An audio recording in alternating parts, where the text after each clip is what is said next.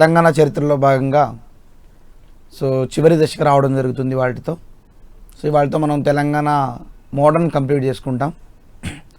Already మీకు గత కొన్ని రోజులుగా కొన్ని సెషన్స్లలో మనం Telangana ancient, Telangana medieval, Telangana modern గురించి డిస్కస్ చేసుకుంటున్నాం.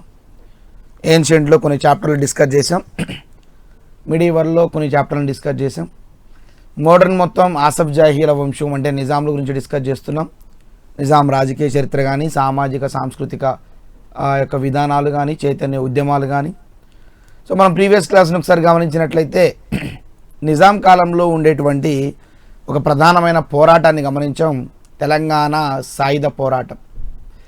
నిజాం నిరంకుశత్వ పాలనకు వ్యతిరేకంగా మరియు భూస్వాములకు వ్యతిరేకంగా జరిగినటువంటి అతిపెద్ద రైతాంగ పోరాటమే తెలంగాణ సాయుధ పోరాటంగా 1946 నుండి 51 వరకు డిస్కస్ చేసుకున్నాం.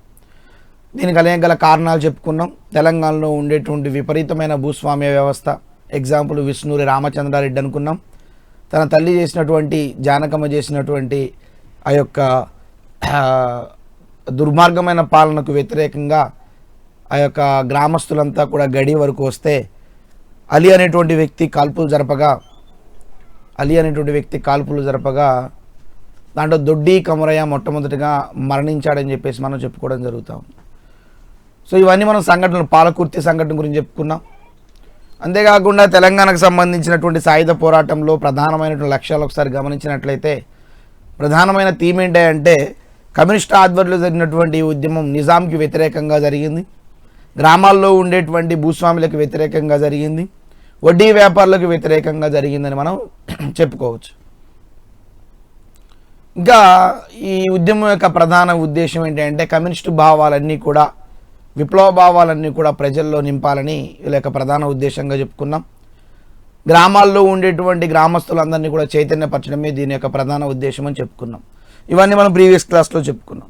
సరే, ఇవాళ క్లాస్లో నేను సాయుధ పోరాటంలో పాల్గొన్న నాయకుల గురించి చెప్తే ఈ చాప్టర్ కంప్లీట్ అయిపోతుంది. ఈ నాయకుల గురించి చెప్పడానికంటే ముందు అసలు సాయుధ పోరాటం మొత్తం ఎన్ని దశల్లో జరుగుతుందో ఒకసారి గమనించినట్లయితే మొత్తం 3 దశల్లో జరుగుతుందని చెప్పుకోవచ్చు. ఒకటి గెరిల్లా దశ అంటే గెరిల్లా దళం, రెండోది గ్రామ రక్షక దళం, మూడోది విధ్వంసక దళం. 3 రకాలుగా ఈ పోరాటం అనేది దళాలుగా జరిగిందని చెప్పుకోవచ్చు. ఒకటోది గెరిల్లా దళం.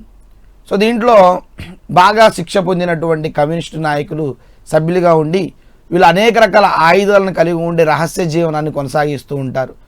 రహస్యంగా అటాక్ చేస్తూ ఉంటారు నిజాంకి, ఆ యొక్క రజాకారులకు వ్యతిరేకంగా. దీన్ని గెరిల్లా దళంగా మనం చెప్పుకోవచ్చు. మనం ఇవాళ చూసేటువంటి కమ్యూనిస్టు ఉద్యమాలన్నీ కూడా గెరిల్లాకు సంబంధించినటువంటి పోరాటాలుగానే పరిగణిస్తూ ఉంటారు.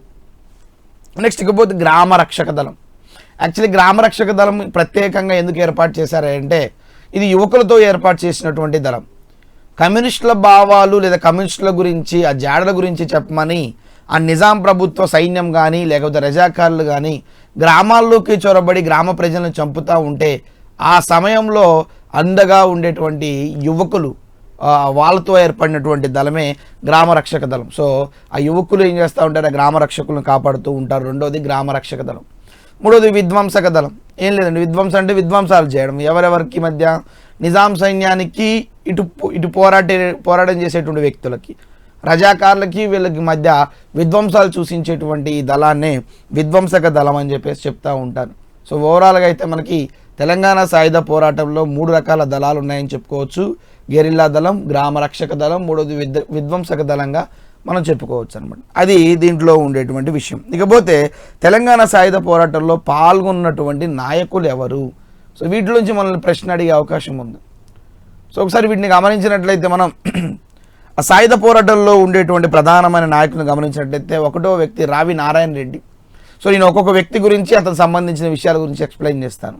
ఒకటి రావి నారాయణ రెడ్డి. ఇది భువనగిరి జిల్లా బొల్లేపల్లి గ్రామం. బొల్లేపల్లి గ్రామానికి సంబంధించిన వ్యక్తి. విద్యార్థి దశలోనే అంటే 1937 సంవత్సరంలోనే కాకినాడలో జరుగుతున్నటువంటి ఉప్పు సత్యాగ్రహంలో ఇతను పాల్గొన్నాడు. ఇకపోతే ఇతను గాంధీజీ స్థాపించినటువంటి హరిజన సేవక్ సంఘం అనే దాన్ని హైదరాబాద్ శాఖకు జనరల్ సెక్రటరీగా పనిచేశాడు. ఓవరాల్గా గాంధీజీ స్థాపించినటువంటి ఆ సంఘాన్ని, హైదరాబాదులో ఉన్నటువంటి ఈ సంఘానికి ఇతను జనరల్ సెక్రటరీగా ఉన్నాడు. ఓకేనా, అది రావినారెడ్డికి సంబంధించి. ఇంకోటి రావినారెడ్డికి సంబంధించినటువంటి విషయం ఏంటంటే 1952లో సాధారణ ఎన్నికలు జరిగినప్పుడు ఇతను నల్లగొండ నుండి పార్లమెంటు సభ్యుడిగా ఎంపీగా ఇతను అత్యధిక మెజారిటీతో గెలుపొందడం అనేది రావినారాయణ రెడ్డి గురించి మనం తెలుసుకోవాల్సినటువంటి విషయం. ఇతను వీర తెలంగాణ నా అనుభవాలు జ్ఞాపకాలు మోస్ట్ ఇంపార్టెంట్ అండి. ఎక్కడైనా మీకు గ్రంథం పేరు కానీ లేకపోతే రచనల గురించి కానీ ప్రశ్న వచ్చిందంటే ఖచ్చితంగా అడిగేటువంటి అవకాశం ఉంది. సో కాబట్టి వీర తెలంగాణ నా అనుభవాలు జ్ఞాపకాలు అనే పుస్తకాన్ని ఇతను రచించాడు. సో ఇది రావినారెడ్డికి సంబంధించినటువంటి విషయం. అంటే మనం తెలంగాణ సాయుధ పోరాటంలో ఎవరు పాల్గొన్నారు, వాళ్ళకి సంబంధించిన విషయాలు ఏమిటి, వాళ్ళ పుట్టు పూర్వత్రాలు కానీ, వాళ్ళ ఏదైనా రాజకీయ విషయం కానీ, లేకపోతే వాళ్ళు స్థాపించిన సంస్థలు కానీ, సంస్థకి అధ్యక్షుడిగా కానీ, జనరల్ సెక్రటరీగా కానీ, లేకపోతే వాళ్ళ యొక్క రచనలు కానీ, లేకపోతే వాళ్ళు ఎక్కడి నుంచి ఎన్నికయ్యారు, సో వీటి నుంచి ప్రశ్న అడుగుతున్నాడు. కాబట్టి రావినారాయణ రెడ్డి అనగానే మనకు 1952లో నల్లగొండ నియోజకవర్గానికి సంబంధించి ఉమ్మడి పార్లమెంట్ ఎన్నికల్లో అత్యధిక మెజారిటీతో ఎంపీ స్థానాన్ని కైవసం చేసుకున్నాడు. అదొకటైతే ఇతను వీర తెలంగాణ నా అనుభవాలు జ్ఞాపకాలు అనే ఒక పుస్తకాన్ని కూడా ఇతను రచించాడని మనం చెప్పుకోవచ్చు. ఇది రావినారాయణ రెడ్డికి సంబంధించిన విషయం.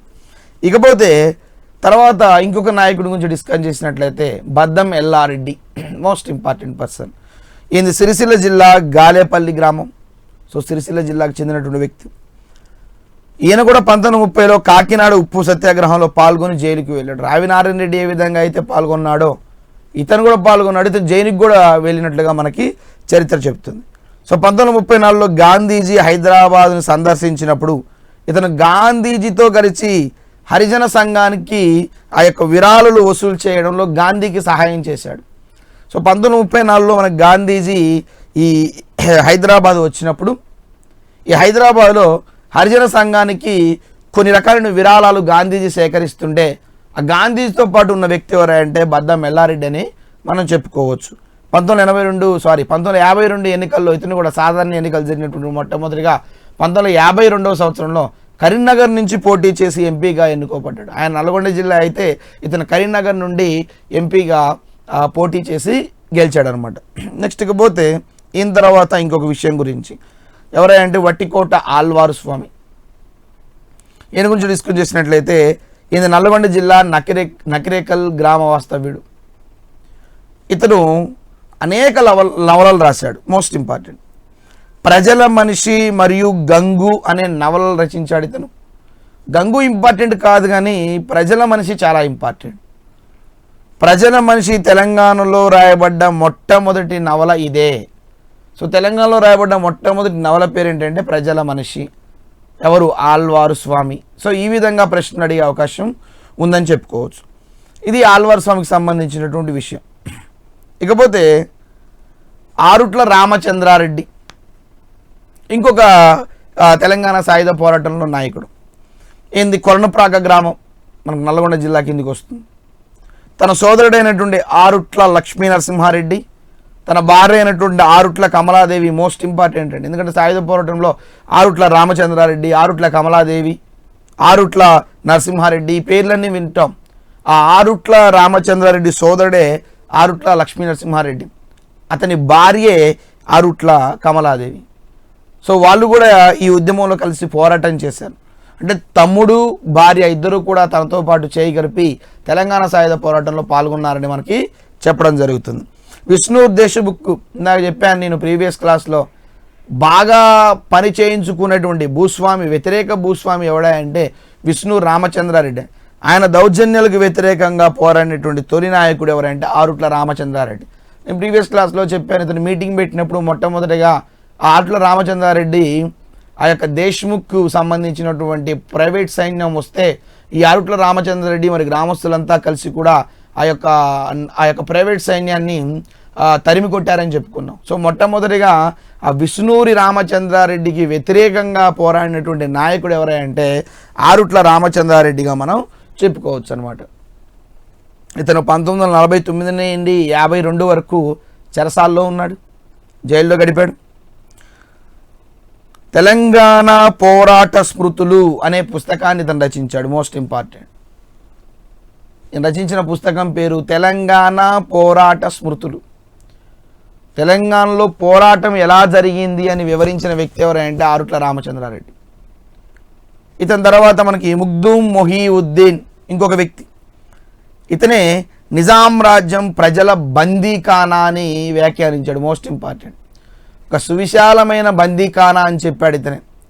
ఎవరైనా ముగ్దుం మొహీవుద్దీన్.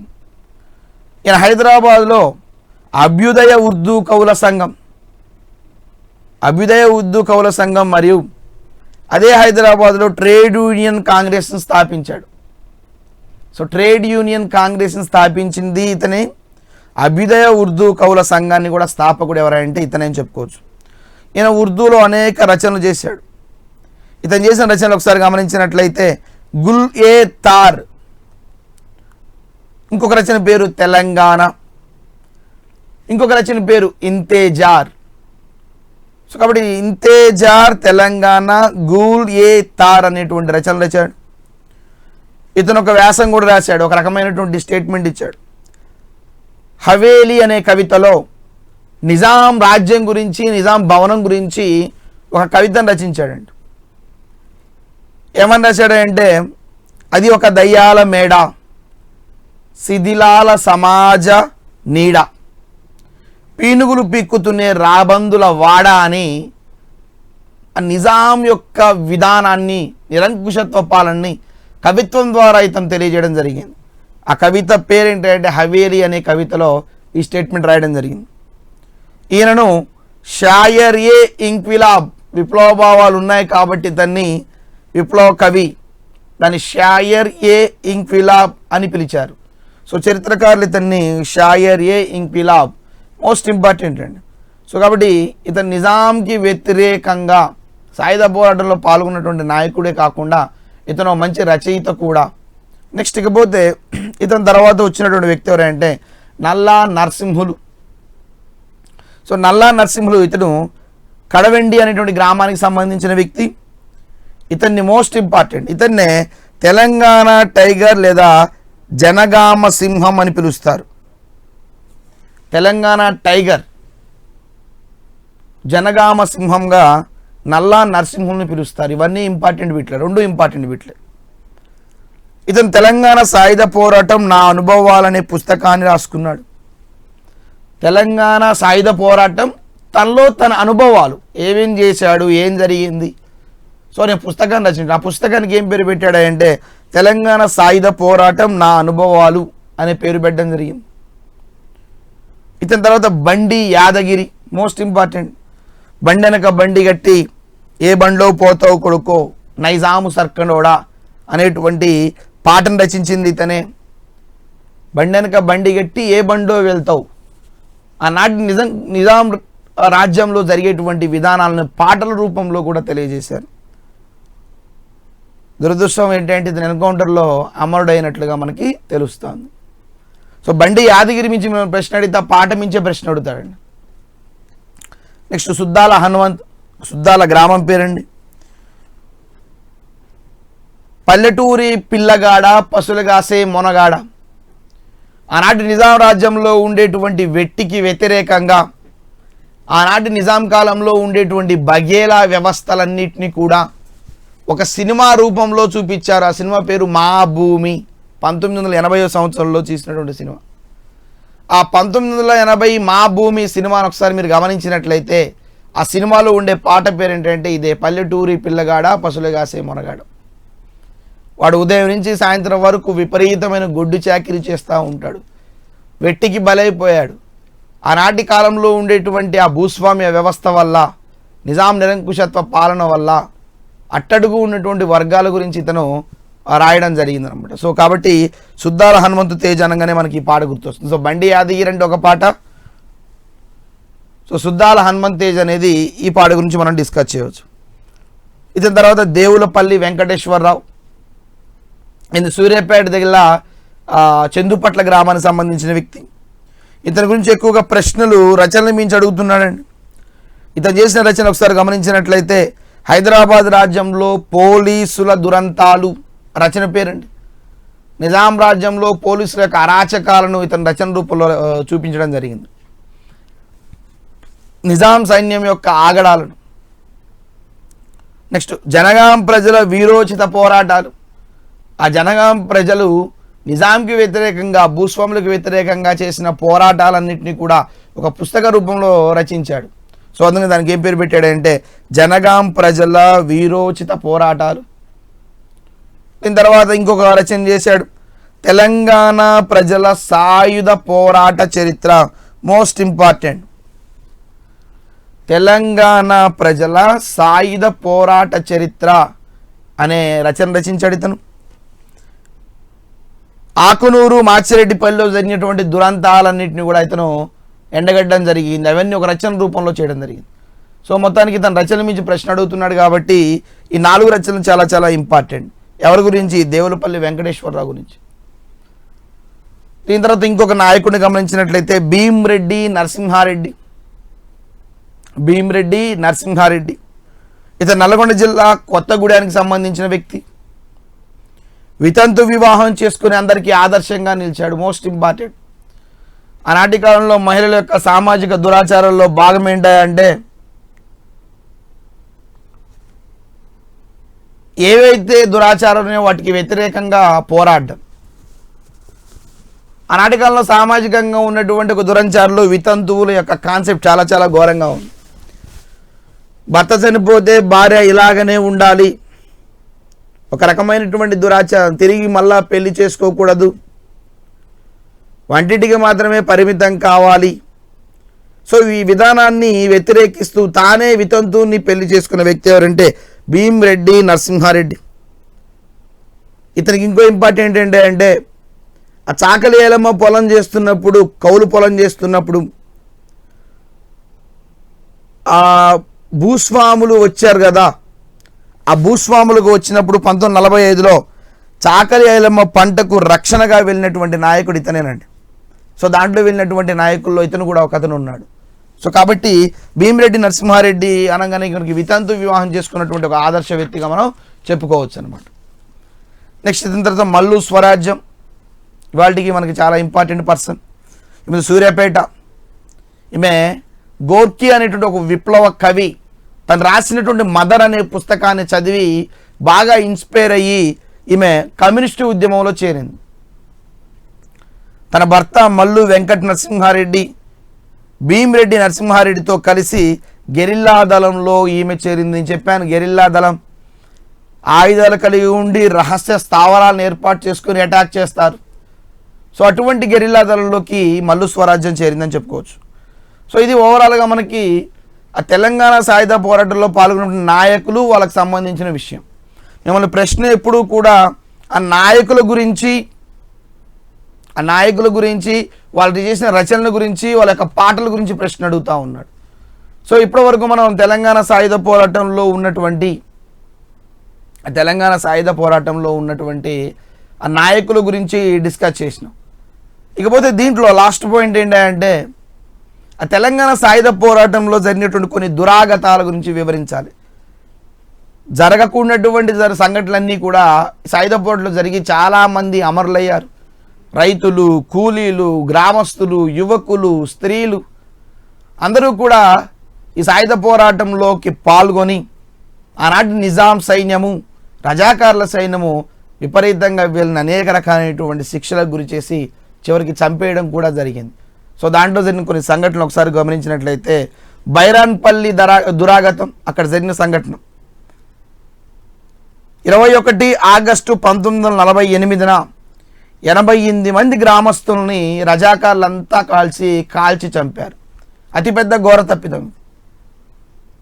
ఆ బైరాన్పల్లిలో జరిగినటువంటి సంఘటనలో 88 మంది గ్రామస్తుల్ని రజాకార్లు చంపారు.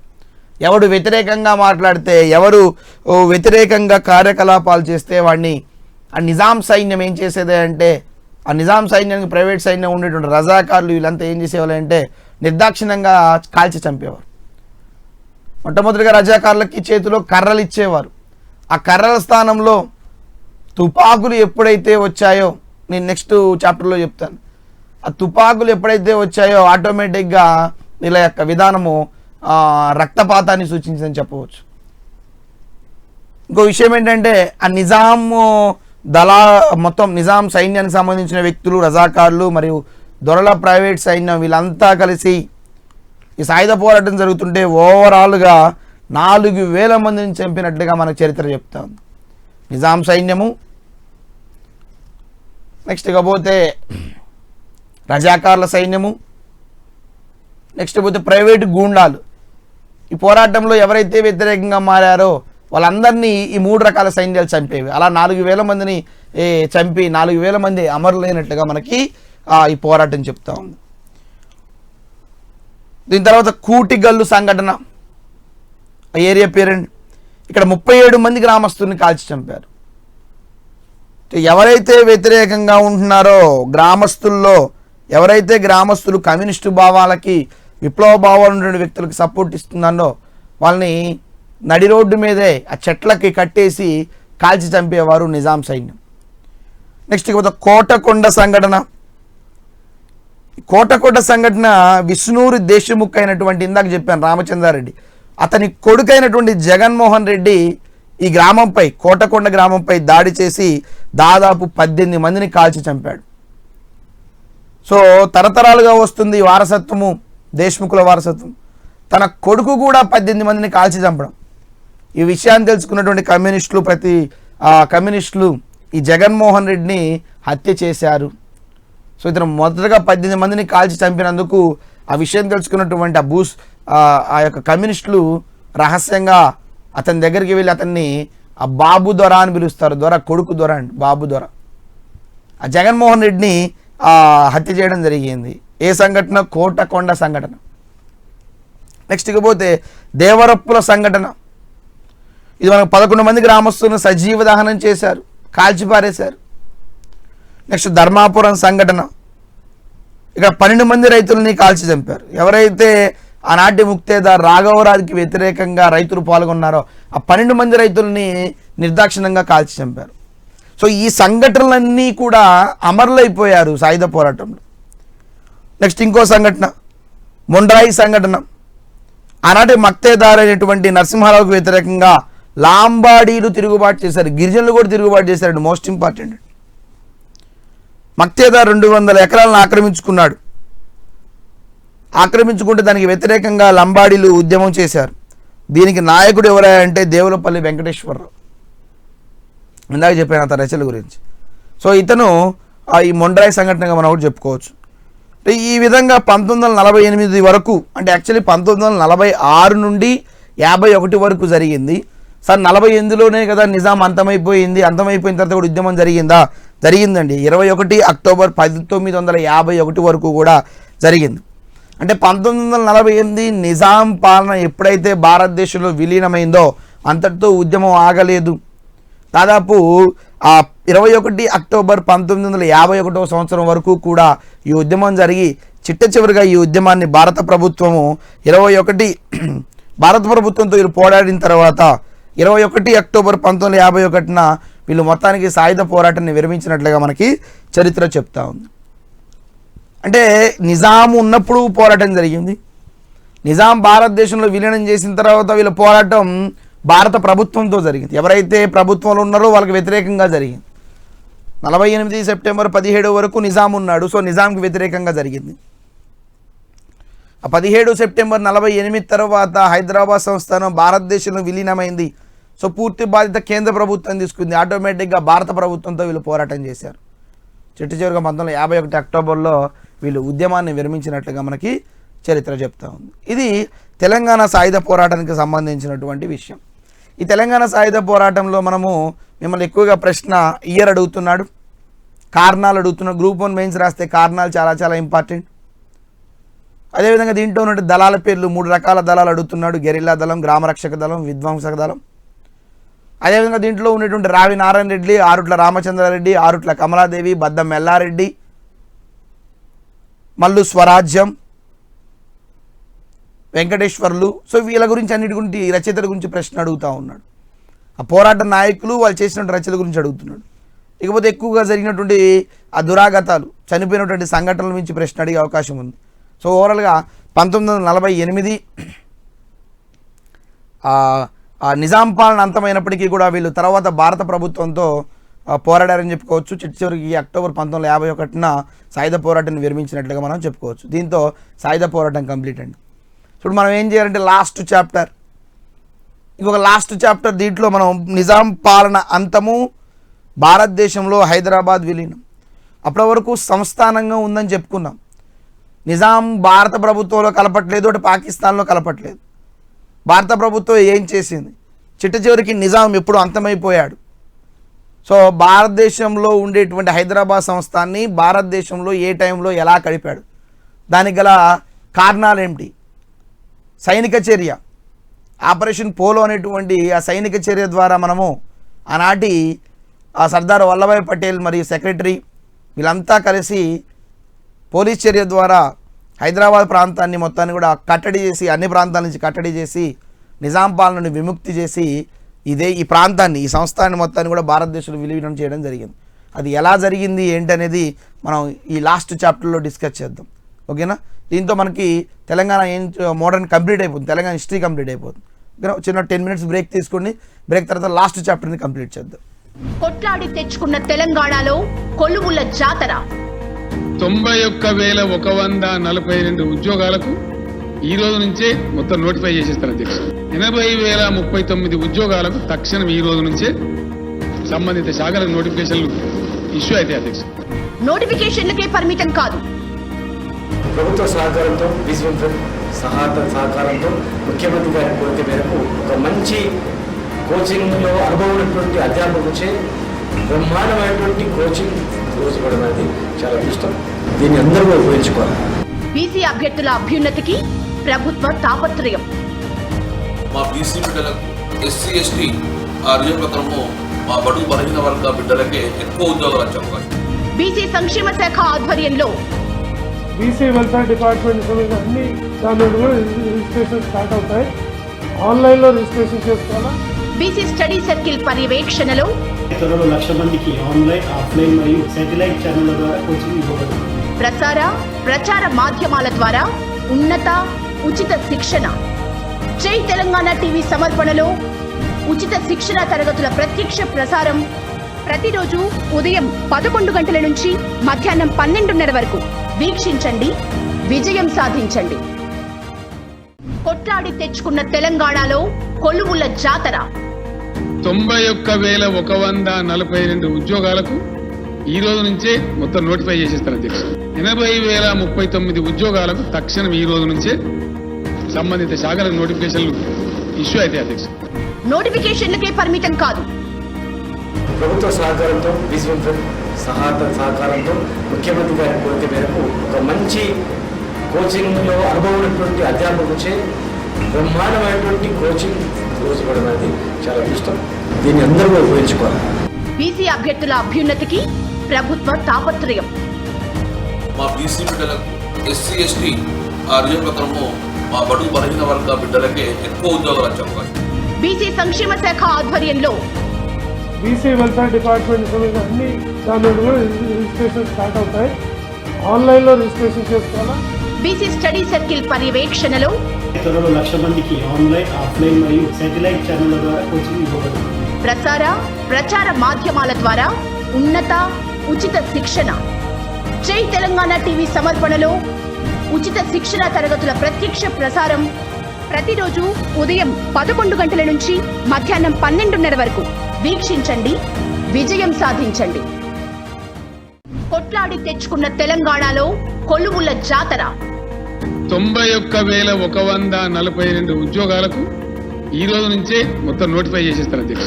80,039 ఉద్యోగాలకు తక్షణం ఈ రోజు నుంచే సంబంధిత శాఖలకు నోటిఫికేషన్లు ఇష్యూ అయితే అధ్యక్ష. నోటిఫికేషన్లకే పరిమితం కాదు, ప్రభుత్వ సహకారంతో, విశ్వం సహకారంతో ముఖ్యమంత్రి గారి కోరిక మేరకు ఒక మంచి కోచింగ్లో అనుభవం ఉన్నటువంటి అధ్యాపకులచే బ్రహ్మాండమైనటువంటి కోచింగ్ రోజు ఇవ్వడం అనేది చాలా ఇష్టం. దీన్ని అందరూ ఉపయోగించుకోవాలి. బీసీ అభ్యర్థుల అభ్యున్నతికి ప్రభుత్వ తాపత్రయం. మా బీసీ బిడ్డలకు, ఎస్సీ ఎస్టీ రిజర్వ్ ప్రకారము మా బడుగు బలహీన వర్గ బిడ్డలకే ఎక్కువ ఉద్యోగాలు వచ్చే అవకాశం. బీసీ సంక్షేమ శాఖ ఆధ్వర్యంలో బీసీ వెల్ఫేర్ డిపార్ట్మెంట్ అన్ని దాని రిజిస్ట్రేషన్ స్టార్ట్ అవుతాయి. ఆన్లైన్లో రిజిస్ట్రేషన్ చేసుకోవాలా. బీసీ స్టడీ సర్కిల్ పర్యవేక్షణలో త్వరలో 1,00,000 మందికి ఆన్లైన్, ఆఫ్లైన్ మరియు శాటిలైట్ ఛానళ్ల ద్వారా కోచింగ్ ఇవ్వబడుతుంది. ప్రచార మాధ్యమాల ద్వారా ఉన్నత ఉచిత శిక్షణ. జై తెలంగాణ టీవీ సమర్పణలో ఉచిత శిక్షణ తరగతుల ప్రత్యక్ష ప్రసారం ప్రతిరోజు ఉదయం 11 గంటల నుంచి మధ్యాహ్నం 12:30 వరకు వీక్షించండి, విజయం సాధించండి. కొట్లాడి తెచ్చుకున్న తెలంగాణలో కొలువుల జాతర. 91,142 ఉద్యోగాలకు ఈ రోజు నుంచే మొత్తం నోటిఫై చేసేస్తారు అధ్యక్ష. 80,039 ఉద్యోగాలకు తక్షణం ఈ రోజు నుంచే సంబంధిత శాఖలకు నోటిఫికేషన్లు ఇష్యూ అయితే అధ్యక్ష. నోటిఫికేషన్లకే పరిమితం కాదు, ప్రభుత్వ సహకారంతో విజయం సహకారంతో ముఖ్యమంత్రి గారి కోరిక మేరకు ఒక మంచి కోచింగ్లో అనుభవం ఉన్నటువంటి అధ్యాపకులచే బ్రహ్మాండమైనటువంటి కోచింగ్ రోజు ఇవ్వడం అనేది చాలా ఇష్టం. దీన్ని అందరూ ఉపయోగించుకోవాలి. బీసీ అభ్యర్థుల అభ్యున్నతికి ప్రభుత్వ తాపత్రయం. మా బీసీ బిడ్డలకు ఎస్సీ ఎస్టీ ఆ రిజర్వ్ ప్రకారము మా బడుగు బలహీన వర్గ బిడ్డలకే ఎక్కువ ఉద్యోగాలు వచ్చే అవకాశం. బీసీ సంక్షేమ శాఖ ఆధ్వర్యంలో బీసీ వెల్ఫేర్ డిపార్ట్మెంట్ సంబంధించిన అన్ని దాని కూడా రిజిస్ట్రేషన్ స్టార్ట్ అవుతాయి. ఆన్లైన్లో రిజిస్ట్రేషన్ చేసుకోవాలా. బీసీ స్టడీ సర్కిల్ పర్యవేక్షణలో త్వరలో 1,00,000 మందికి ఆన్లైన్, ఆఫ్లైన్ మరియు శాటిలైట్ ఛానళ్ల ద్వారా కోచింగ్ ఇవ్వబడుతుంది. ప్రచార మాధ్యమాల ద్వారా ఉన్నత ఉచిత శిక్షణ. జై తెలంగాణ టీవీ సమర్పణలో ఉచిత శిక్షణ తరగతుల ప్రత్యక్ష ప్రసారం ప్రతిరోజు ఉదయం 11 గంటల నుంచి మధ్యాహ్నం 12:30 వరకు వీక్షించండి, విజయం సాధించండి. కొట్లాడి తెచ్చుకున్న తెలంగాణలో కొలువుల జాతర. 91,142 ఉద్యోగాలకు ఈ రోజు నుంచే మొత్తం నోటిఫై చేసేస్తారు అధ్యక్ష. 80,039 ఉద్యోగాలకు తక్షణం ఈ రోజు నుంచే సంబంధిత శాఖలకు నోటిఫికేషన్లు ఇష్యూ అయితే అధ్యక్ష. నోటిఫికేషన్లకే పరిమితం కాదు, ప్రభుత్వ సహకారంతో విజయం సహకారంతో ముఖ్యమంత్రి గారి కోరిక మేరకు ఒక మంచి కోచింగ్లో అనుభవం ఉన్నటువంటి అధ్యాపకులచే బ్రహ్మాండమైనటువంటి కోచింగ్ రోజు ఇవ్వడం అనేది చాలా ఇష్టం. దీన్ని అందరూ ఉపయోగించుకోవాలి. బీసీ అభ్యర్థుల అభ్యున్నతికి ప్రభుత్వ తాపత్రయం. మా బీసీ బిడ్డలకు ఎస్సీ ఎస్టీ ఆ రిజర్వ్ ప్రకారము మా బడుగు బలహీన వర్గ బిడ్డలకే ఎక్కువ ఉద్యోగాలు వచ్చే అవకాశం. బీసీ సంక్షేమ శాఖ ఆధ్వర్యంలో బీసీ వెల్ఫేర్ డిపార్ట్మెంట్ సంబంధించిన అన్ని దాని కూడా రిజిస్ట్రేషన్ స్టార్ట్ అవుతాయి. ఆన్లైన్లో రిజిస్ట్రేషన్ చేసుకోవాలా. బీసీ స్టడీ సర్కిల్ పర్యవేక్షణలో త్వరలో 1,00,000 మందికి ఆన్లైన్, ఆఫ్లైన్ మరియు శాటిలైట్ ఛానళ్ల ద్వారా కోచింగ్ ఇవ్వబడుతుంది. ప్రచార మాధ్యమాల ద్వారా ఉన్నత ఉచిత శిక్షణ. జై తెలంగాణ టీవీ సమర్పణలో ఉచిత శిక్షణ తరగతుల ప్రత్యక్ష ప్రసారం ప్రతిరోజు ఉదయం 11 గంటల నుంచి మధ్యాహ్నం 12:30 వరకు వీక్షించండి, విజయం సాధించండి. కొట్లాడి తెచ్చుకున్న తెలంగాణలో కొలువుల జాతర. 91,142 ఉద్యోగాలకు ఈ రోజు నుంచే మొత్తం నోటిఫై చేసేస్తారు అధ్యక్ష. 80,039 ఉద్యోగాలకు తక్షణం ఈ రోజు నుంచే సంబంధిత శాఖలకు నోటిఫికేషన్లు ఇష్యూ అయితే అధ్యక్ష. నోటిఫికేషన్లకే పరిమితం కాదు, ప్రభుత్వ సహకారంతో విజయం సహకారంతో ముఖ్యమంత్రి గారి కోరిక మేరకు ఒక మంచి కోచింగ్లో అనుభవం ఉన్నటువంటి అధ్యాపకులచే బ్రహ్మాండమైనటువంటి కోచింగ్ రోజు ఇవ్వడం అనేది చాలా ఇష్టం. దీన్ని అందరూ ఉపయోగించుకోవాలి. బీసీ అభ్యర్థుల అభ్యున్నతికి ప్రభుత్వ తాపత్రయం. మా బీసీ బిడ్డలకు ఎస్సీ ఎస్టీ ఆ రిజర్వ్ ప్రకారము మా బడుగు బలహీన వర్గ బిడ్డలకే ఎక్కువ ఉద్యోగాలు వచ్చే అవకాశం. బీసీ సంక్షేమ శాఖ ఆధ్వర్యంలో బీసీ వెల్ఫేర్ డిపార్ట్మెంట్ సంబంధించిన అన్ని దాని కూడా రిజిస్ట్రేషన్ స్టార్ట్ అవుతాయి. ఆన్లైన్లో రిజిస్ట్రేషన్ చేసుకోవాలా. బీసీ స్టడీ సర్కిల్ పర్యవేక్షణలో త్వరలో 1,00,000 మందికి ఆన్లైన్, ఆఫ్లైన్ మరియు శాటిలైట్ ఛానళ్ల ద్వారా కోచింగ్ ఇవ్వబడుతుంది. ప్రచార మాధ్యమాల ద్వారా ఉన్నత ఉచిత శిక్షణ. జై తెలంగాణ టీవీ సమర్పణలో ఉచిత శిక్షణ తరగతుల ప్రత్యక్ష ప్రసారం ప్రతిరోజు ఉదయం 11 గంటల నుంచి మధ్యాహ్నం 12:30 వరకు వీక్షించండి, విజయం సాధించండి. కొట్లాడి తెచ్చుకున్న తెలంగాణలో కొలువుల జాతర. 91,142 ఉద్యోగాలకు ఈ రోజు నుంచే మొత్తం నోటిఫై చేసేస్తారు అధ్యక్ష. 80,039 ఉద్యోగాలకు తక్షణం ఈ రోజు నుంచే సంబంధిత శాఖలకు నోటిఫికేషన్లు ఇష్యూ అయితే అధ్యక్ష. నోటిఫికేషన్లకే పరిమితం కాదు, ప్రభుత్వ సహకారంతో విజన్ ఫ్రెండ్ సహకారంతో ముఖ్యమంత్రి గారి కోరిక మేరకు ఒక మంచి కోచింగ్లో అనుభవం ఉన్నటువంటి అధ్యాపకులచే బ్రహ్మాండమైనటువంటి కోచింగ్ రోజు ఇవ్వడం అనేది చాలా ఇష్టం. దీన్ని అందరూ ఉపయోగించుకోవాలి. బీసీ అభ్యర్థుల అభ్యున్నతికి ప్రభుత్వ తాపత్రయం. మా బీసీ బిడ్డలకు ఎస్సీ ఎస్టీ రిజర్వ్ ప్రకారము మా బడుగు బలహీన వర్గ బిడ్డలకే ఎక్కువ ఉద్యోగాలు వచ్చే అవకాశం. బీసీ సంక్షేమ శాఖ ఆధ్వర్యంలో బీసీ వెల్ఫేర్ డిపార్ట్మెంట్ సంబంధించిన అన్ని దాని రిజిస్ట్రేషన్ స్టార్ట్ అవుతాయి. ఆన్లైన్లో రిజిస్ట్రేషన్ చేసుకోవాలా. బీసీ స్టడీ సర్కిల్ పర్యవేక్షణలో త్వరలో 1,00,000 మందికి ఆన్లైన్, ఆఫ్లైన్ మరియు శాటిలైట్ ఛానళ్ల ద్వారా కోచింగ్ ఇవ్వబడుతుంది. ప్రచార మాధ్యమాల ద్వారా ఉన్నత ఉచిత శిక్షణ. జై తెలంగాణ టీవీ సమర్పణలో ఉచిత శిక్షణ తరగతుల ప్రత్యక్ష ప్రసారం ప్రతిరోజు ఉదయం 11 గంటల నుంచి మధ్యాహ్నం 12:30 వరకు వీక్షించండి, విజయం సాధించండి. కొట్లాడి తెచ్చుకున్న తెలంగాణలో కొలువుల జాతర. 91,142 ఉద్యోగాలకు ఈ రోజు నుంచే మొత్తం నోటిఫై చేసేస్తారు అధ్యక్ష. 80,039 ఉద్యోగాలకు తక్షణం ఈ రోజు నుంచే సంబంధిత శాఖలకు నోటిఫికేషన్లు ఇష్యూ అయితే అధ్యక్ష. నోటిఫికేషన్లకే పరిమితం కాదు. ప్రభుత్వ సహకారంతో విజన్ ఫ్రెండ్ సహకారంతో ముఖ్యమంత్రి గారి కోరిక మేరకు ఒక మంచి కోచింగ్లో అనుభవం ఉన్నటువంటి అధ్యాపకులచే బ్రహ్మాండమైనటువంటి కోచింగ్ రోజు ఇవ్వడం అనేది చాలా ఇష్టం. దీన్ని అందరూ ఉపయోగించుకోవాలి. బీసీ అభ్యర్థుల అభ్యున్నతికి ప్రభుత్వ తాపత్రయం. మా బీసీ బిడ్డలకు ఎస్సీ ఎస్టీ రిజర్వ్ ప్రకారము మా బడుగు బలహీన వర్గ బిడ్డలకే ఎక్కువ ఉద్యోగాలు వచ్చే అవకాశం. బీసీ సంక్షేమ శాఖ ఆధ్వర్యంలో బీసీ వెల్ఫేర్ డిపార్ట్మెంట్ సంబంధించిన అన్ని దాని రిజిస్ట్రేషన్ స్టార్ట్ అవుతాయి. ఆన్లైన్లో రిజిస్ట్రేషన్ చేసుకోవాలా. బీసీ స్టడీ సర్కిల్ పర్యవేక్షణలో త్వరలో 1,00,000 మందికి ఆన్లైన్, ఆఫ్లైన్ మరియు శాటిలైట్ ఛానళ్ల ద్వారా కోచింగ్ ఇవ్వబడుతుంది. ప్రచార మాధ్యమాల ద్వారా ఉన్నత ఉచిత శిక్షణ. జై తెలంగాణ టీవీ సమర్పణలో ఉచిత శిక్షణ తరగతుల ప్రత్యక్ష ప్రసారం ప్రతిరోజు ఉదయం 11 గంటల నుంచి మధ్యాహ్నం 12:30 వరకు వీక్షించండి, విజయం సాధించండి. Welcome back. సో మనం చిట్ట చివరి చాప్టర్కి వచ్చాం. చిన్న చాప్టర్. ఇప్పటివరకు మనం నిజాం యొక్క విధానాలన్నింటినీ గమనించాం. నిజాం యొక్క రాజకీయ చరిత్రను చూసాం. నిజాం కాలంలో ఉండేటువంటి సామాజిక పరిస్థితులను చూసాం. నిజాం కాలంలో ఉన్న సంస్కరణలు, సాలార్జింగ్ 1 సంస్కరణలు చూసాం. నిజాంకి వ్యతిరేకంగా ఉద్యమాలను చూసాం, చైతన్య ఉద్యమాలను చూసాం, పోరాటాన్ని కూడా చూసాం, సాయుధ పోరాటాన్ని. ఇవన్నీ కూడా నిజాం కాలంలో జరిగినటువంటి విషయాలు. ఇటువంటి నిజాం యొక్క నిరంకుశత్వ పాలనకి అంతం ఎలా జరగాలి అనే విషయాన్ని గమనించినట్లయితే ఈ దేశాన్ని 200 సంవత్సరాలు పరిపాలించినటువంటి బ్రిటిష్ వారు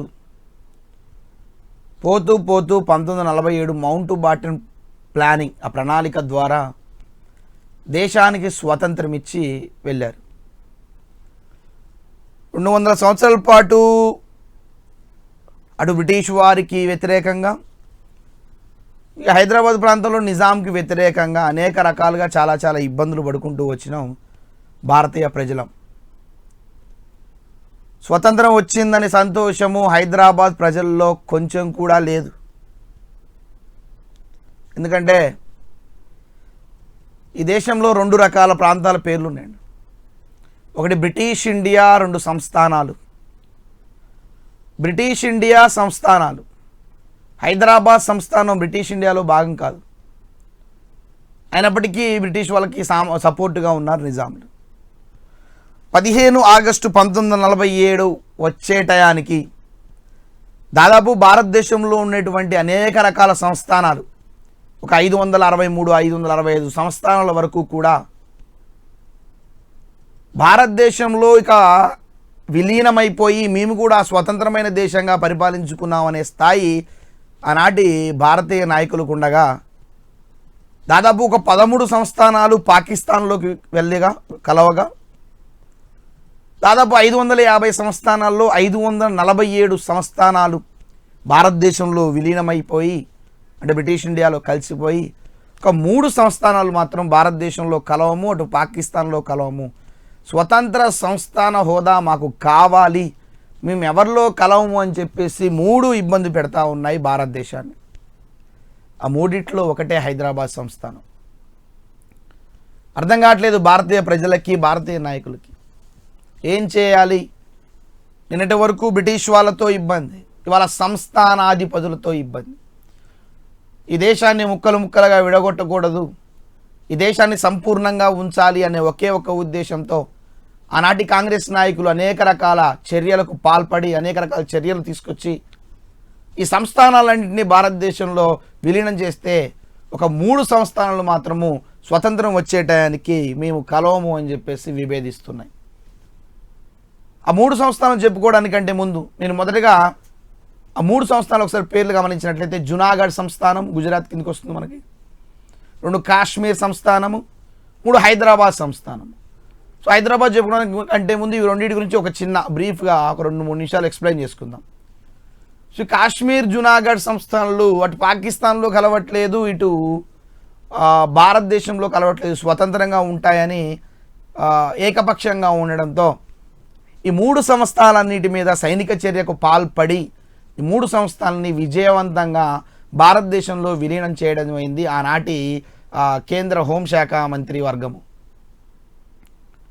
ఈ దేశంలో సంస్థానాలన్నీ భారత్లో విలీనానికి కృషి చేసినటువంటి ఆ ఘనత 2 వ్యక్తులకి దక్కుతుందని మనం చెప్పుకోవచ్చు.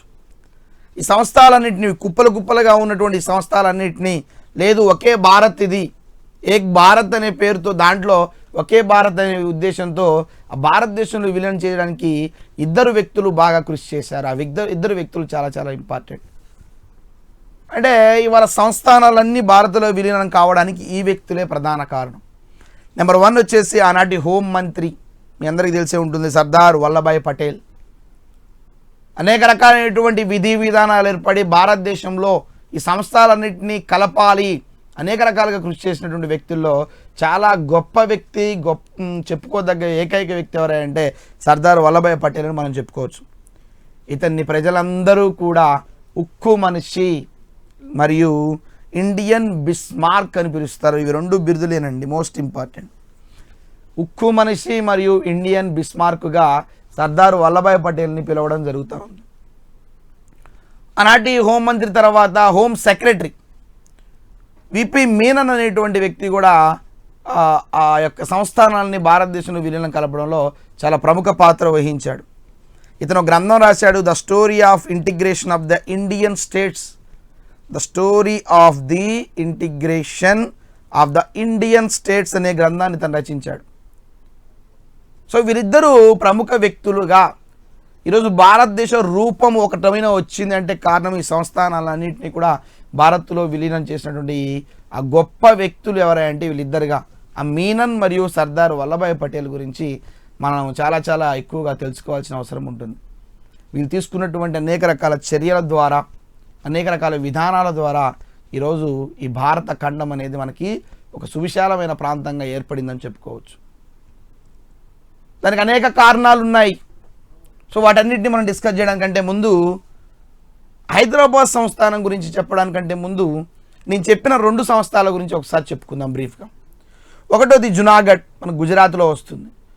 ఆనాడు స్వాతంత్రం వచ్చే టయానికి జునాగఢ్ని మహబత్ ఖాన్ III అనేటువంటి వ్యక్తి తను డైరెక్ట్గా పాకిస్తాన్లో కలుపుతున్నానని చెప్పేసి ఏకపక్ష నిర్ణయం తీసుకున్నాడు. ఇప్పుడు ప్రజలేమో భారత్లో ఉండాలని కోరుకుంటున్నారు, రాజేమో లేదు డైరెక్ట్గా పాకిస్తాన్లోకి విలీనం చేస్తున్నట్లుగా నిర్ణయం తీసుకున్నాడు. చివరికి ప్రజలందరూ కూడా ఆ నవాబ్పై తిరుగుబాటు చేయగా, ఆ మహబత్ ఖాన్ III పై తిరుగుబాటు చేయగా ఆ మహబత్ ఖాన్ III అనేటువంటి వ్యక్తి పాకిస్తాన్కి పారిపోయాడు.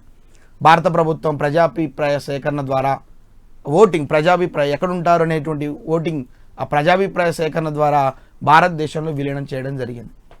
ఇది డైరెక్ట్గా ప్రజల అభిప్రాయాలను తెలుసుకోకుండా తన సొంత నిర్ణయంతో పాకిస్తాన్లో కలిపాడు.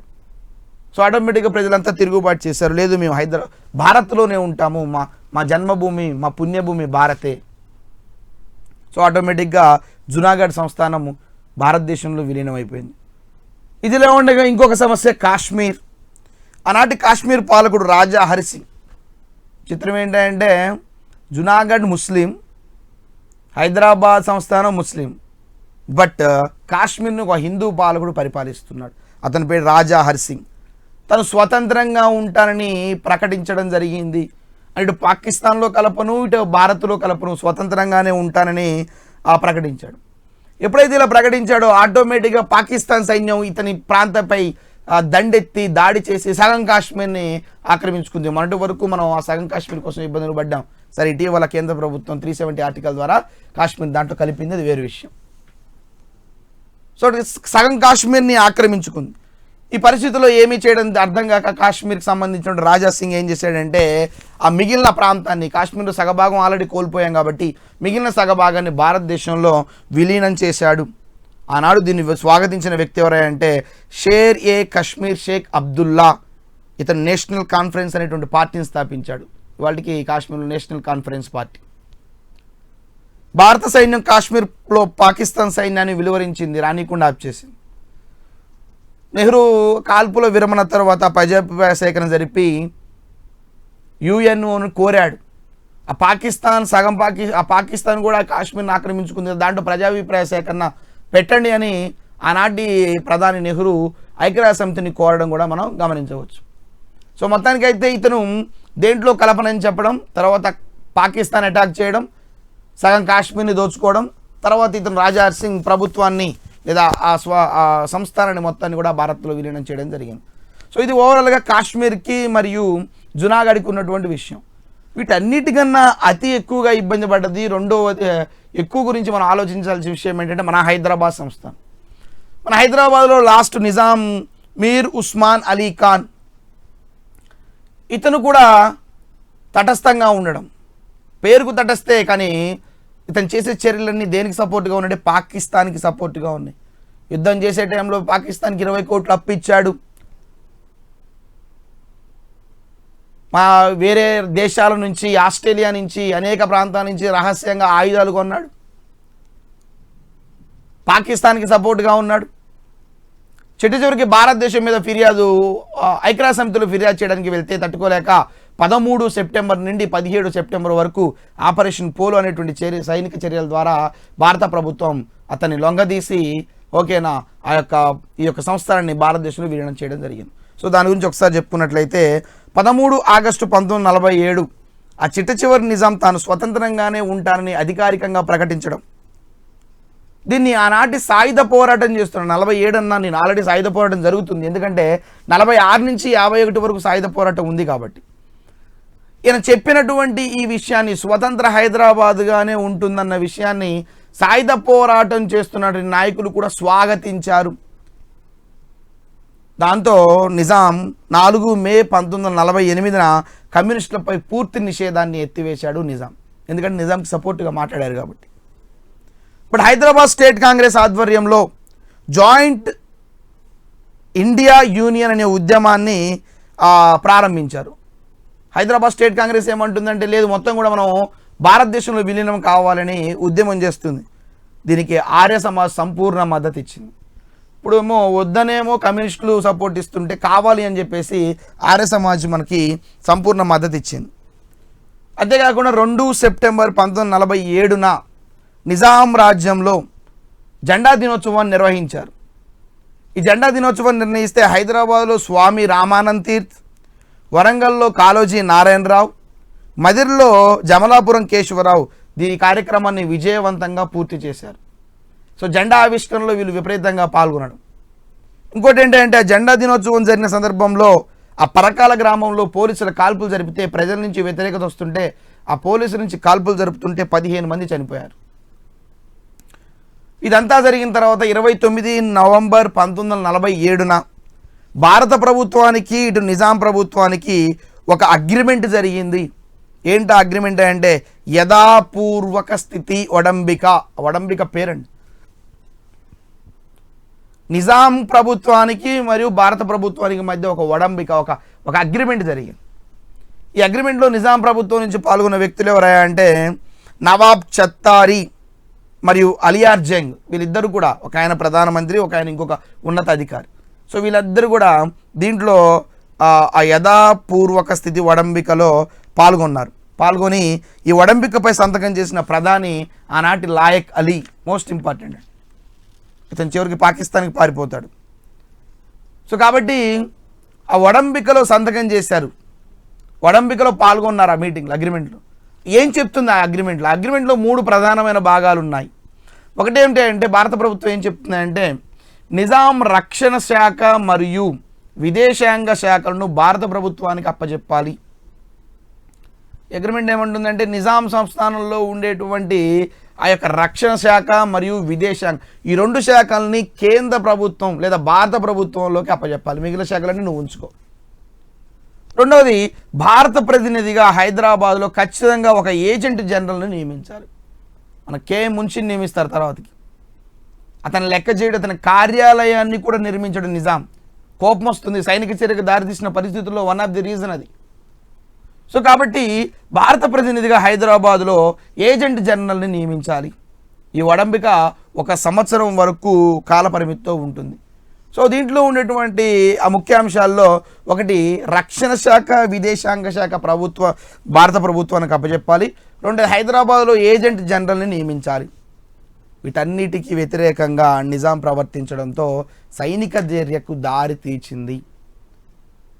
చివరికి ఆపరేషన్ పోలో చేయాల్సి వచ్చింది. ఆ సైనిక చర్యకు దారితీసిన పరిస్థితులను ఒకసారి గమనించినట్లయితే ఆనాటి నిజాం పాకిస్తాన్తో తత్సంబంధాలు పెట్టుకుంటున్నాడు, పాకిస్తాన్కి సపోర్ట్ ఇస్తున్నాడు. ఆనాటి నిజాం చివరి ప్రధాని అయినటువంటి లాయక్ అలీ, ఆనాటి పాకిస్తాన్ తొలి ప్రధాని అయినటువంటి లియాఖత్ అలీ ఇద్దరూ కూడా వ్యక్తిగత చర్చలు జరుపుతున్నారు. సందేహం వస్తుంది భారత ప్రభుత్వానికి. అది కాకుండా నిజాం స్వయంగా పాకిస్తాన్కి 20 కోట్ల రూపాయలు అప్పిచ్చాడు, రుణంగా ఇచ్చాడు. ఏ టైంలో ఇచ్చాడు? పాకిస్తాన్కి ఇండియాకి యుద్ధం జరుగుతున్న సమయంలో ఇచ్చాడు. అనుమానాలు ఇంకా పెరుగుతూ ఉన్నాయి. ఒకటి 20 కోట్ల రూపాయలు అప్పు ఇవ్వడం, నిజాం పాకిస్తాన్తో సంబంధాలు పెట్టుకోవడం, భారతదేశం వద్దనుకోవడం. ఇంకోటి ఏంటంటే ఆనాడు భారత ప్రభుత్వం కేఎం మున్షిని ఏజెంట్ జనరల్గా నియమిస్తే ఇతనికి నిజాం కనీసం కార్యాలయాన్ని కూడా ఏర్పాటు చేయకపోవడంతో సైనిక చర్యకు దారితీసిందని చెప్పుకోవచ్చు. ఆ కేఎం మున్షి చాలా చాలా ఇంపార్టెంట్. ఇతను మనకి భారతీయ విద్యాభవన్ అనేదాన్ని స్థాపించాడు. ఇతను ఒక పుస్తకాన్ని రచించాడు. ఆ పుస్తకం దేని తెలియజేస్తుంది? నిజాం యొక్క అంతం గురించి తెలియజేస్తుంది. సో కేఎం మున్షి రచించినటువంటి ఆ పుస్తకం పేరు ది ఎండ్ ఆఫ్ యాన్ ఎరా, ముగిసిపోయింది యుగం అని చెప్పేసి. ది ఎండ్ ఆఫ్ యాన్ ఎరా అనేటువంటి పుస్తకాన్ని రచించాడు. ఇది నిజాం యొక్క అంతం గురించి తెలియజేస్తూ ఉంది. అదే కాకుండా నిజాము అనేక రకాల ఆయుధాలను సమకూర్చుకోవడం ఇందాకనే చెప్పాను. ఆనాటి నిజాం సేనాపతి అయినటువంటి జనరల్ ఇద్రూస్ 5 కోట్ల రూపాయలతో ఐరోపా వెళ్ళి ఆయుధాలు కొనుగోవడం, ఆస్ట్రేలియా నుండి సిడ్నీ కాటన్ అనేటువంటి ఒక ఆయుధాల వ్యాపారికి నిజాంకు రహస్యంగా ఆయుధాలు పంపించడం. ఈ విషయాన్ని భారత ప్రభుత్వానికి చెప్పినటువంటి వ్యక్తి ఎవరంటే వందే మాతరం రామచంద్రరావు. వందే మాతరం బిరుదండి, అతను ఆర్య సమాజానికి సంబంధించినటువంటి వ్యక్తి. సో ఈయన కంప్లైంట్ చేయడం భారత ప్రభుత్వానికి, అంటే రహస్యంగా ఆయుధాలు తెచ్చుకుంటున్నాడు, పాకిస్తాన్తో వ్యక్తిగత చర్చలు జరుపుతున్నాడు, యుద్ధం జరుగుతూ ఉంటే పాకిస్తాన్కి సపోర్ట్ ఇస్తున్నాడు, భారతదేశంలో ఉంటూ పాకిస్తాన్కి సపోర్ట్ ఇస్తున్నాడు. ఇవన్నీ చూసిన తర్వాత భారత ప్రభుత్వము ఇక లాభం లేదు అని కరెక్ట్గా మనకి 13 సెప్టెంబర్ 1948 నుండి 17 సెప్టెంబర్ 1948 మధ్యకాలంలో భారత ప్రభుత్వం పోలీస్ చర్య చేపట్టింది. ఉత్తరం నుంచి, తూర్పు నుంచి, దక్షిణం నుంచి, విజయవాడ నుంచి, సోలాపూర్ నుంచి, అన్ని ప్రాంతాల నుంచి పోలీసులు నిజాం యొక్క సంస్థానాన్ని ఆధీనంలో తీసుకురావడానికి సైనిక చర్య స్టార్ట్ చేశారు. ఈ సైనిక చర్యకి రకరకాల పేర్లున్నాయి. ఆపరేషన్ పోలో అని, ఆపరేషన్ క్యాటర్పిల్లర్ అని, లేదా గోడార్డ్ ప్లాన్ అని పిలుస్తూ ఉంటారు. యాక్చువల్లీ ఆ దక్షిణ భారతదేశంలో ఉండేటువంటి ఆ సైనిక పోలీస్ అధిపతి ఎవరయ్యా అంటే గోడార్డ్, అందుకే దాన్ని గోడార్డ్ ప్లాన్ అని పిలుస్తూ ఉంటారు. సో ఆపరేషన్ పోలో అన్నా, ఆపరేషన్ క్యాటర్పిల్లర్ అన్నా, గోడార్డ్ ప్లాన్ అన్న 3 ఒకటే, దేనికి సంబంధించిన నిజాం పాలన అంతం. ఈ విధంగా 13 నుండి స్టార్ట్ చేస్తే 17వ తారీఖు సెప్టెంబర్ 1948 కల్లా మొత్తం హైదరాబాద్ సంస్థానం భారత సైన్యం చేతిలోకి రావడం జరిగింది. ఇక అర్థం కాక నిజాం 7వ నిజాం మీర్ ఉస్మాన్ అలీ ఖాన్ లొంగిపోయే సమయం ఆసన్నమైంది. ఈ ఆపరేషన్లో పాల్గొన్నటువంటి ఆపరేషన్ పోలోలో పాల్గొన్నటువంటి ఆ ముఖ్యమైన నాయకులను ఒకసారి గమనించినట్లయితే ఆనాటి హోంమంత్రి Sardar Vallabhbhai Patel, home secretary V P Menon, ఆనాటి రక్షణ శాఖ మంత్రి మోస్ట్ ఇంపార్టెంట్ బల్దేవ్ సింగ్, ఆనాటి ఆర్మీ చీఫ్ జనరల్ బుచర్, వీళ్ళంతా కలిసి దీంట్లో పాల్గొన్నటువంటి ఆపరేషన్ పోలో. ఇంకా చాలామంది నాయకులు కూడా పాల్గొన్నటువంటి వ్యక్తులు ఒకసారి గమనించినట్లయితే ఎక్కడెక్కడి నుంచి నాయకత్వం వహించారు. రాజేంద్ర సిన్హా జడేజా ఇతను కూడా నాయకత్వం వహించాడు. సుబ్రతో ముఖర్జీ ఇతను వాయుసేనకు నాయకత్వం వహించాడు. జనరల్ రుద్ర విజయవాడ నుండి ఇతను దాడి చేయడం స్టార్ట్ చేశాడు. General J N Chaudhuri most important general J N Chaudhuri Solapur నుండి దాడి చేశాడు. అంటే ఒకవైపు విజయవాడ, ఒకవైపు సోలాపూర్, ఇంకోటి హైదరాబాద్ ప్రాంతంలో దాడి చేయడం. ఎవరతనంటే జనరల్ మహారాజ్ సింగ్. అంటే ఇంతమంది కలిసి ఈ హైదరాబాద్ సంస్థని ఆ చుట్టుపక్కల అన్ని ప్రాంతాలన్నింటినీ కూడా తన చేతిలోకి తెచ్చుకొని దగ్గరికి రావడం వల్ల సైనిక చర్య విజయవంతమైందని చెప్పుకోవచ్చు. ఇక గతిలేక 17 సెప్టెంబర్ 1948న పూర్తిగా నిజాం లొంగిపోయి భారతదేశంలో నిజాం పాలన అంతమయ్యిందని చెప్పుకోవచ్చు. సో ఓవరాల్గా హైదరాబాద్ సంస్థానం భారత్లో విలీనమైందని మనం డిస్కస్ చేయడం జరుగుతూ ఉంటుంది. ఆనాటి నిజాం హైదరాబాద్ రాష్ట్రానికి రాజు ప్రముఖగా నియమించారు. ఆయన చనిపోయేంత వరకు అతను రాజు ప్రముఖగానే ఉన్నాడండి. 1967 వరకు, 67లో చనిపోయాడు. 67 వరకు అతను హైదరాబాద్ సంస్థానికి రాజు ప్రముఖగా ఉన్నాడు. అతనికి ప్రతి సంవత్సరం కూడా రాజభరణంగా తెలుసు, రాజభరణాలు మోస్ట్ ఇంపార్టెంట్. రాజభరణంగా 1,20,00,000 రూపాయలు మనం ప్రతి సంవత్సరం ఇవ్వడం జరుగుతూ ఉంది. ఆ 1950లో మన ప్రధాని ఇప్పుడు నిజామేమో లొంగిపోయి 67 వరకు గవర్నర్గా ఉన్నటువంటి స్థాయి కనపడుతుంటే మన నిజాంకి ఉన్నటువంటి ప్రధాని ఎవరంటే లాయక్ అలీ గృహ నిర్బంధం నుంచి తప్పించుకొని పాకిస్తాన్కి పోయాడు. సో పాకిస్తాన్కి వెళ్ళిపోయాడు. 1957 వరకు కాసిం రిజ్వీ, యాక్చువల్లీ ఇతను మన ఎంఐఎం పార్టీలో 3వ అధ్యక్షుడిగా పనిచేశాడండి. ఇతనే కర్రస్థానంలో తుపాకులు ఇవ్వడం స్టార్ట్ చేశాడు. రజాకార్లకు విపరీతమైన స్థాయి వచ్చింది. కాసిం రిజ్వీ కూడా పాకిస్తాన్కి వెళ్ళే ముందు ఆ ఎంఐఎం అనేటువంటి సంస్థ, యాక్చువల్లీ ఎంఐఎం అంటే మజ్లీస్ ఏ ఇత్తేహదుల్ ముస్లిమన్, ఒక మత సంస్థ. ఈ మత సంస్థని ఎంఐఎం అనేటువంటి మత సంస్థని ఆనాటి ఒక లాయర్ అయినటువంటి వాయుద్దీన్ ఓవైసీకి అప్పచెప్పడం జరిగింది. ఆ ఓవైసీ ఏం చేశాడంటే దాన్ని ఏఐఎంఐఎంగా పెట్టి పార్టీగా మార్చాడు. ఆల్ ఇండియా మజ్లీస్ ఏ Ittehadul Muslimeen, all India AIMIM అనిగా పేరు పెట్టాడు. ఇప్పుడే దాని వారసత్వంగా మనం అక్బరుద్దీన్ ఓవైసీ అని, అన్వరుద్దీన్ ఓవైసీ అనుకుంటా ఉన్నాం.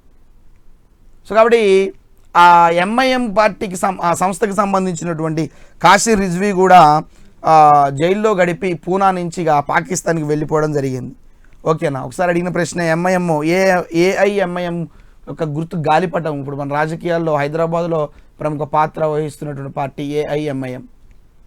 సో చివరికి మొత్తానికైతే హైదరాబాద్ సంస్థానంలో ఆపరేషన్లో పాల్గొన్న నాయకులు, ఆపరేషన్ పోలోలో పాల్గొన్నటువంటి నాయకులు చాలా ఇంపార్టెంట్. ఎవరెవరు ఎక్కడి నుంచి దాడి చేశారనేది ఇంపార్టెంట్. ఓకేనా. దీని ప్రధానమైన కారణాలు మీరు మెయిన్స్ రాస్తే ఆ సైనిక చర్యలు గల పరిస్థితులు చాలా చాలా ఇంపార్టెంట్గా మనం చెప్పుకోవచ్చు. ఇది చిట్ట చివరికి 17 సెప్టెంబర్ 1948న నిజాం యొక్క బాధ, అంటే నిజాం యొక్క పాలన అంతమైపోయి ఇక నుంచి హైదరాబాద్ సంస్థానం కాదు, ఇది భారతదేశంలో ఇది ఒక ప్రాంతము, భారతదేశంలో విలీనమైందని చెప్పేసి హైదరాబాద్ రాష్ట్రంగా ఏర్పడింది. ఈ తర్వాత అనేక రకాలు వచ్చినాయండి. రాష్ట్రం నుంచి 1953 ఆంధ్ర రాష్ట్రం ఏర్పడింది. 1953 నుంచి 56 ఆంధ్రప్రదేశ్ ఏర్పడింది. 56 నుంచి మళ్ళీ 2014 తెలంగాణ రాష్ట్రంగా ఏర్పడింది. అంటే ఇది సీక్వెన్సీ మీకు మూమెంట్లో వస్తుంది మిగతా స్టోరీ అంతా. సో ఓవరాల్గా ఇది ఉండేటువంటి కాన్సెప్ట్ అండి. సో దీంతో మనకి నిజాం పాలన అంతమైపోయి భారతదేశంలో విలీనమైపోయింది. దీంతో మనకి మోడర్న్ తెలంగాణ హిస్టరీ కంప్లీట్ అయిపోయింది.